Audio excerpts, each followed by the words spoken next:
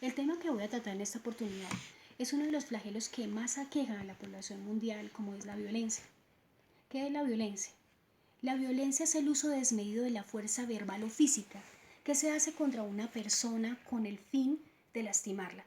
O si bien podemos decir también que es el uso desmedido de la fuerza que se hace contra una cosa o persona para sacarla de su estado natural.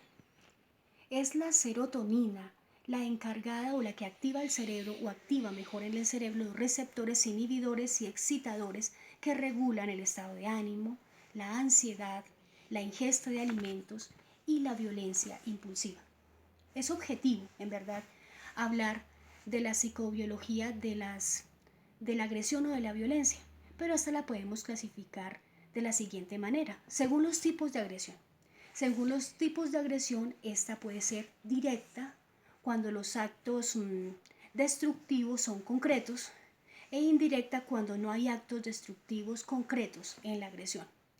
Otra forma, también para ayudar a matizar un poco esta tipología de la violencia, también la podemos clasificar en los actores de la agresión, donde no necesariamente se centra en la agresión como tal, sino en quienes sufren o en los sujetos que sufren o padecen esas agresiones. En este caso podemos hablar del individuo, contra sí mismo. ¿Esto qué quiere decir? Podemos ejemplarizar el suicidio del individuo contra otro individuo cuando se trata, por ejemplo, de una violencia pasional. Del individuo contra un grupo hablamos de delitos sociales.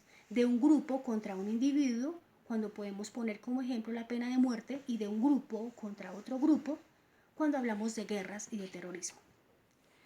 Otra de las clasificaciones que podemos también dar, que también pueden ayudar un poco a complementar estos aspectos de la violencia, podemos hablar de las que citó en algún momento Moller en 1976.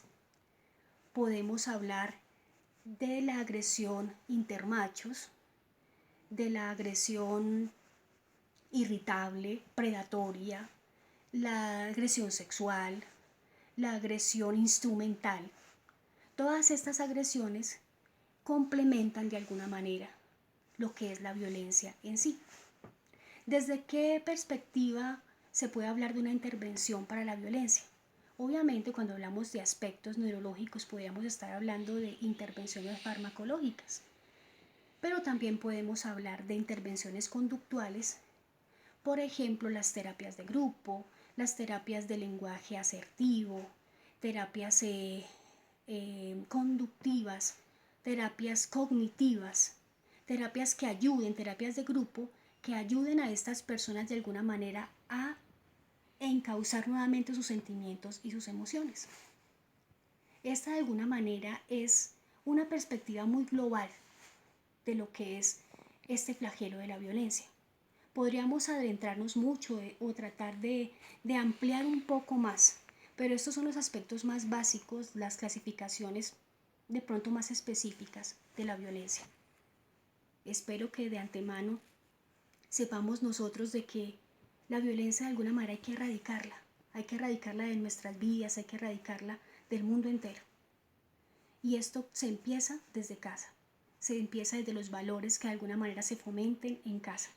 De ahí es que nace el mejor fármaco, de ahí nace la mejor terapia, para hacer de nuestros hijos seres o individuos menos agresivos, más complementados a la vida y más complementados a su familia.